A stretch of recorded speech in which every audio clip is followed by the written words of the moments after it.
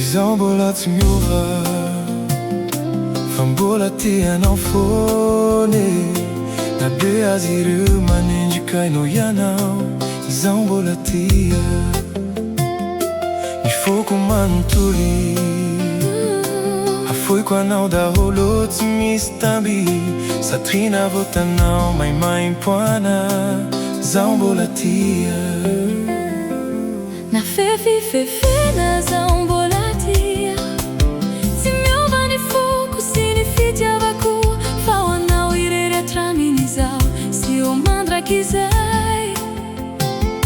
na mafy sy mafeitra zany manjo, tsy kivy tsy ketraka ho mananao, fiarovako fitiavako fiainako mandrakizay. Izaho mbola tsy miova fa mbola tia hanao foana na be azy ireo manendrika hainao ianao.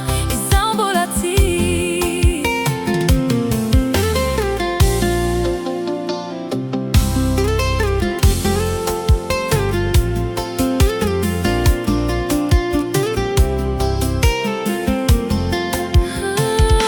Ny fiainanay gasy tompo marary, mijaly moçary in piazza Ravelazzi. Manao tsindry ho falavo, Tia tena ry mionam-po,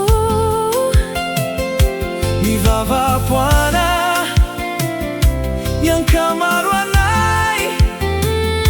ka faly mitsikera ny fiainany hafa, Fa ny vavako asandra trô, hitoriako ho an'izay gasy izay.